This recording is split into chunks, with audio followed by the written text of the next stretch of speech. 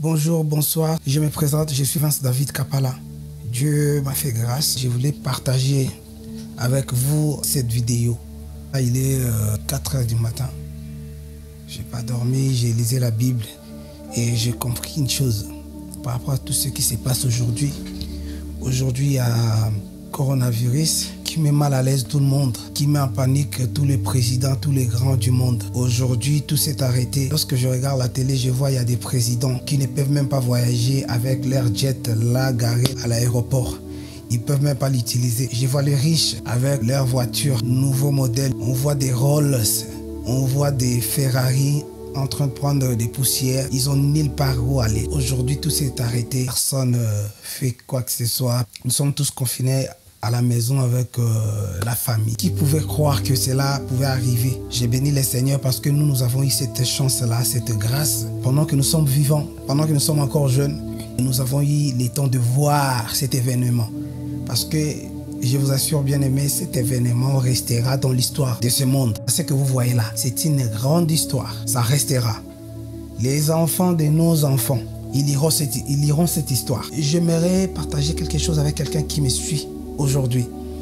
Vous savez, j'ai béni le Seigneur. Bien sûr, c'est quelque chose de douloureux qui nous touche directement ou indirectement. On a perdu des proches, on a perdu des voisins, on a des gens importants dans la communauté aussi. Dieu a permis à ce que cela arrive. Mais ce qui est en train de passer aujourd'hui, ce n'est pas une surprise parce que notre prophète, notre pasteur Jésus, notre prophète par excellence Jésus, l'avait déjà dit, Jésus avait déjà prophétisé. Bien aimé, vous savez, lorsque Dieu est venu dans la maison d'Abraham, la Bible dit, après avoir mangé, Dieu a dit à Sarah que je reviendrai à cette même époque et tu auras un fils. Vous savez, Dieu a donné à Abraham un fils.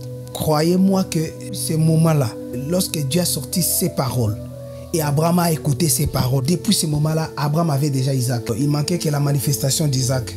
Et après avoir parlé à Abraham, Dieu voulait continuer son chemin. Dieu a dit, cacherai-je à Abraham ce que je vais faire? Dieu n'a pas caché à Abraham son projet. Dieu a dit à Abraham, voici, je vais aller détruire Sodome et Gomorrhe. Bien-aimé, Jésus, lorsqu'il est venu, il nous a présenté l'agneau. Il nous a donné la vie, il nous a donné les fils. Dieu nous a donné les fils. Mais Dieu ne nous a pas aussi caché ce qu'il allait faire. Cacherai-je à Abraham ce que je vais faire? Donc, Dieu a révélé à Abraham son secret. Le secret de Dieu, c'était quoi? Dieu voulait détruire Sodome et Gomorrhe, mais il n'a pas caché à Abraham. Dieu, lorsqu'il nous a visités, il nous a donné les fils, il nous a donné Jésus, notre Isaac.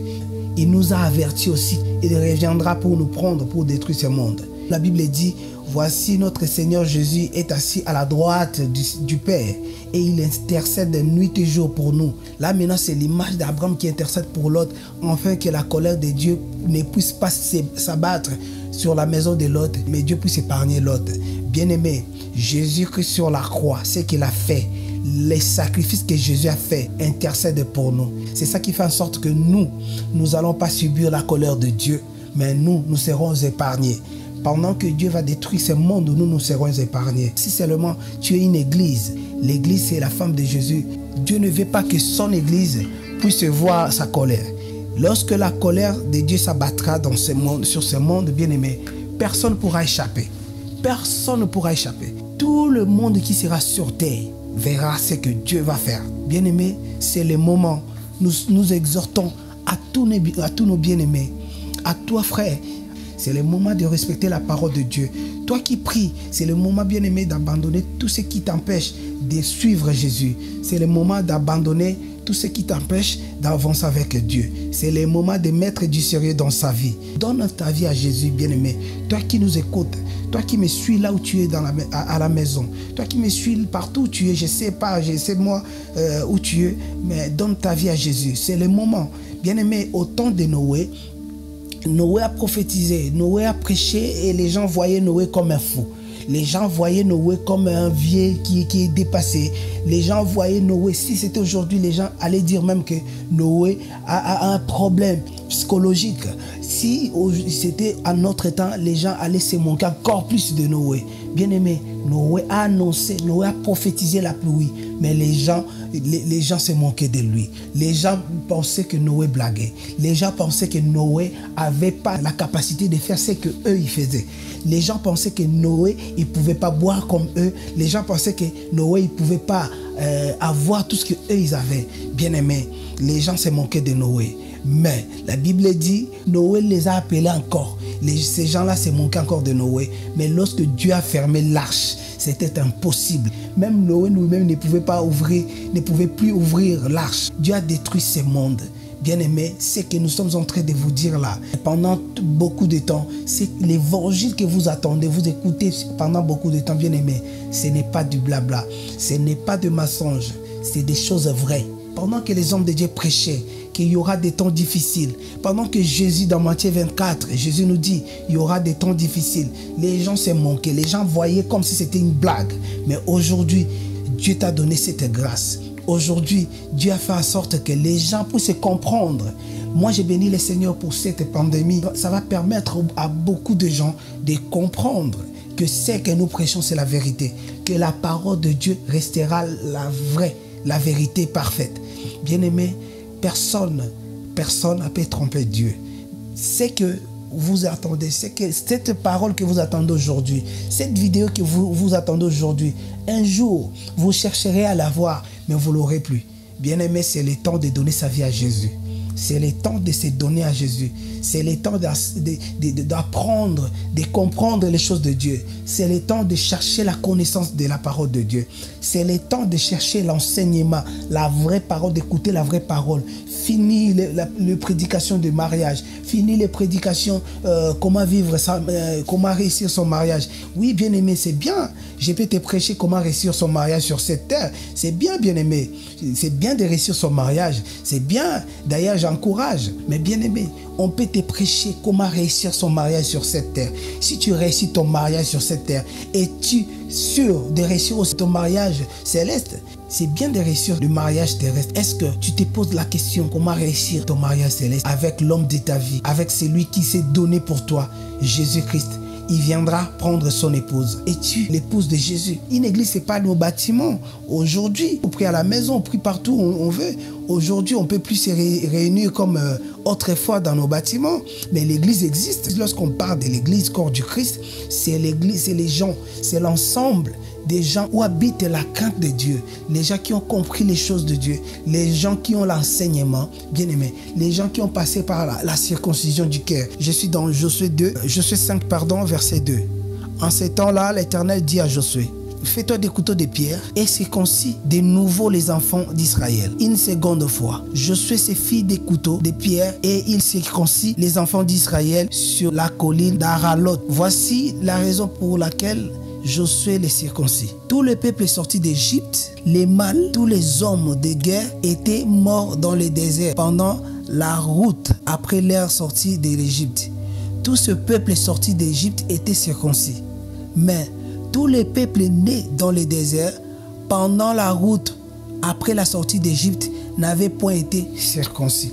Bien-aimés, là on voit Dieu demande à Josué après la traversée des Jourdains, Dieu demande à Josué de se faire des couteaux de pierre pour circoncire encore les enfants d'Israël une seconde fois. Mais la Bible dit que les enfants, Dieu a donné cet ordre à Josué parce que les anciens, les enfants d'Israël qui sont sortis d'Égypte, ils étaient circoncis. Mais pendant leur marche, ils étaient morts. Mais là maintenant, il y a eu les gens qui étaient nés dans le désert, ils n'étaient pas circoncis. Maintenant, Dieu demande à Josué, après la traversée du Jourdain, de circoncire tous les enfants d'Israël qui étaient nés dans le désert. Bien-aimés, dans cette écriture, nous voyons deux peuples. Il y a un peuple qui était circoncis, mais il est mort. Mais il y a un autre peuple qui est né dans le désert, qui n'a pas été circoncis. Et Dieu ordonne à Josué de circoncire ce peuple-là. Bien-aimés, là, nous voyons les peuples qui sortent d'Égypte. C'est nous que Dieu a sauvés. C'est nous que Dieu a rachetés. Aujourd'hui, nous sommes circoncis, mais il y aura un temps, on ne sera plus là. Nous serons enlevés. Après, Dieu va demander encore qu'on puisse circoncire un peuple. Le peuple que Dieu demande d'être circoncis après le Jourdain, c'est qui? C'est Israël. Israël né dans le désert. Pourquoi né dans le désert? Parce qu'aujourd'hui, Israël, c'est un désert. Bien aimé, vous verrez que Jean-Baptiste prophétise. Jean-Baptiste dit que je suis la voix qui crie dans le désert. Ah, nous comprenons que Jean-Baptiste prophétise déjà que Israël devient un désert. Pourquoi Israël devient un désert? Parce que le désert, c'est là où il y a l'absence d'eau. C'est là où il n'y a pas de l'eau. Or, Jésus-Christ étant l'eau, Israël a refusé Jésus et maintenant Jésus est chez nous. En Israël, là-bas, c'est le désert. Ils n'ont pas de l'eau. Ils sont dans le désert. Israël n'a pas d'eau aujourd'hui. C'est nous qui avons l'eau aujourd'hui. Jésus, c'est l'eau. La parole de Dieu, c'est l'eau de vie. Jésus-Christ, c'est l'eau. Maintenant, nous avons la source d'eau qui est Jésus. En Israël, c'est le désert. Alors, après notre enlèvement, il va falloir que les deux témoins viennent prêcher la bonne nouvelle en Israël pour que Israël puisse se repentir. Et lorsque Israël va se repentir, c'est ce qu'on appelle la circoncision. Israël doit être encore circoncis. Mais cette fois-ci, ce ne sera pas la circoncision physique, mais ça sera la circoncision spirituelle, la circoncision du cœur. Nous allons lire un verset, nous sommes dans Romains 2, verset 29. Je commence au verset 28. Les Juifs, ce n'est pas celui qui en a les dehors. Et la circoncision, ce n'est pas celle qui est visible dans la chair. Mais les Juifs, c'est celui qui l'est intérieurement. Et la circoncision, c'est celle du cœur, selon l'esprit et non selon la lettre. La louange de ces Juifs ne vient pas des hommes, mais de Dieu. Donc, bien-aimé, là nous voyons notre bien-aimé Paul. Il dit, être juif aujourd'hui, être juif, ce n'est pas être en Israël ou naître en Israël, mais être juif aujourd'hui, c'est l'Église, c'est celui qui a reçu Jésus, c'est celui qui a accepté Jésus comme instant Seigneur et Sauveur, c'est celui qui a passé par la circoncision du cœur, la circoncision qui n'est pas visible, que les gens ne peuvent pas voir, c'est la circoncision du cœur, c'est-à-dire la repentance, la vraie repentance, c'est lui qui a reçu Jésus comme Seigneur et Sauveur, c'est lui qui marche selon la volonté de Dieu, c'est lui qui a l'Esprit de Dieu, c'est lui qui garde l'enseignement, c'est lui qui a l'enseignement de Jésus, c'est lui qui connaît Jésus. Maintenant, les Juifs charnels, c'est les Juifs que nous voyons là-bas qui habitent en Israël. Mais nous sommes des Juifs spirituels. Mais la Bible dit aussi, être Juif, c'est avoir la circoncision du cœur selon l'esprit. Ah voilà, la circoncision du cœur, c'est la repentance. Écouter la parole, écouter l'enseignement, c'est repentir, faire la vraie repentance. C'est la mort de l'homme ancien et la naissance de l'homme nouveau. Voilà pourquoi la Bible dit, si quelqu'un est venu à Christ, il est devenu une nouvelle créature. Voici, toutes choses sont devenues nouvelles et les choses anciennes sont passées. Bien-aimé, c'est le temps de donner sa vie. Aujourd'hui, tout le monde a peur. Tout le monde dit que voilà, nous sommes peut-être au temps de la fin, peut-être c'est la fin du monde. Bien-aimé, toutes ces choses-là, Jésus nous l'avait déjà dit. Ce n'est pas la fin du monde. Le monde a encore beaucoup de temps à vivre. Mais je vous assure que bientôt sera l'enlèvement. Il y aura un peuple qui disparaîtront sur cette terre. Ce n'est pas des utopies. Ce que nous sommes en train de vous dire, c'est des choses vraies. Vous les verrez sous vos yeux. Ça va passer, tout le monde verra. Tout le monde comprendra qu'il y a un peuple qui n'est plus là, qui était là, qui n'est plus là. Bien-aimés, réjouissez-vous pendant que l'Église est encore sur terre. Parce que le monde va connaître un désastre jamais connu. Bien-aimés, après l'enlèvement de l'Église, ça sera difficile. C'est pour cela que nous exhortons à nos frères, vous qui écoutez la parole de Dieu, vous qui venez à l'Église, ne soyez pas la Vierge folle, celle qui va rester après l'enlèvement, celle qui va rater l'enlèvement. Bien-aimé, je souhaite à personne de rater l'enlèvement parce que le temps va être très difficile. C'est très important, c'est judicieux, bien-aimé, d'être enlevé. Bien-aimé, profitez pendant que la grâce est là. Craignons Dieu, respectons la parole de Dieu, donnons-nous à fond. C'est le moment ou jamais, bien-aimé, pendant le confinement, c'est un moyen, c'est un langage. Vous savez, Dieu dit dans sa parole, je connais mes brebis et mes brebis me connaissent et ils attendent ma voix. Bien-aimés, pendant le corona, pendant tout ce qui se passe là, tout le monde est paniqué. Les gens qui ont la connaissance de la parole de Dieu, les gens qui comprennent, les gens qui lisent la Bible, ils comprennent que ce n'est pas un sujet de confusion pour nous. Nous savons parfaitement ce qui est en train de passer. Parce que notre Seigneur, notre prophète nous l'avait déjà dit. Nous étant enfants de Dieu, nous comprenons le langage de notre Père. Nous attendons la voix de Dieu. Voilà pourquoi Dieu dira, je connais mes brebis et mes brebis me connaissent et ils attendent ma voix. Ah, bien aimé, nous comprenons que pendant ces temps de confinement, pendant ces temps de coronavirus, de pandémie, nous attendons la voix de Dieu. Cette chose-là, cette maladie-là, pour nous, c'est un langage de Dieu. Nous comprenons le langage de notre Père. Nous comprenons que notre Père nous dit, préparez-vous, bientôt je viendrai vous chercher. Notre Père viendra bientôt pour nous chercher. L'homme de notre vie, Jésus-Christ, notre époux, il viendra bientôt, bien-aimé. Préparez-vous. La Bible dit, heureux ceux qui garderont leurs vêtements blancs. Bien-aimés, gardez nos vêtements blancs. Marchons selon l'Esprit de Dieu. Marchons selon la parole de Dieu. Respectons la parole de Dieu. Et les hommes de Dieu, prêchez la bonne nouvelle. Les hommes de Dieu, prêchez la bonne nouvelle. Arrêtez les prédications éphémères. Arrêtez de montrer les enfants de Dieu la terre. Arrêtez de nous retenir, de retenir les enfants de Dieu sur la terre. Arrêtez de nous faire voir les choses qui se passent sur la terre. Mais faites-nous voir. Faites-nous accrocher aux choses d'en haut. La Bible dit, affectionnez-vous aux choses d'en haut. Un enfant de Dieu doit regarder les cieux. Bien-aimé, c'est bien de réussir son mariage sur terre. Bien-aimé, imaginez que les jours où tu as réussi ton mariage, tu as un bon mari, tu as une belle femme, tu as des voitures, tu as des enfants, tu as tout ce qu'il faut. Bien-aimé, après si tu rates l'enlèvement, c'est quoi? Qu'est-ce que tu as fait?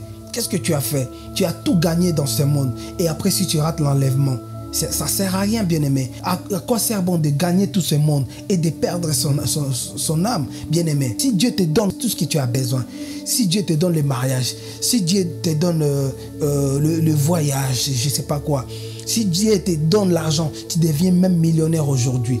Bien-aimé, si tu perds ton âme, et si tu rates l'enlèvement, bien-aimé, on peut te poser une main pour avoir le mariage, pour avoir le voyage, pour avoir tout ce que tu veux. Mais on ne peut jamais poser la main sur quelqu'un pour avoir la vie éternelle. La vie éternelle, bien-aimé, tu dois faire violence, bien-aimé. Tu dois faire violence, tu dois te donner à fond. Tu dois chercher Dieu. Bien-aimé, la Bible dit, le royaume des cieux, depuis le temps de Jean-Baptiste, est devenu difficile, bien-aimé. C'est les violents qui ne s'en a pas. Bien-aimé, il faut faire violence pour hériter les royaumes des cieux. C'est à toi de refuser les choses qui te retiennent sur cette terre. Bien-aimé, j'exhorte aussi aux hommes de Dieu de prêcher, de montrer les enfants de Dieu ce qui arrive. Priez pour avoir beaucoup d'argent, priez pour avoir le mariage, priez pour avoir le voyage, priez pour avoir des villas. On n'a plus ce temps-là, bien-aimé. On n'a plus ce temps-là. Le temps est court. Bien-aimé, j'ai suivi une vidéo par Benoît XVI. Il a invité tout le président du monde, il a invité beaucoup de gens, les 14 mai à Rome, pour activer l'ordre mondial. Bien aimé, c'est marqué dans la Bible. Notre prophète l'avait déjà dit. La Bible dit que les églises, les gens du monde, toutes les religions du monde, ils vont prier un seul Dieu. Ils vont se réunir pour prier un seul Dieu, pour adorer un seul Dieu. Et ce Dieu-là, ça ne sera pas notre Dieu, mais ça sera l'Antichrist.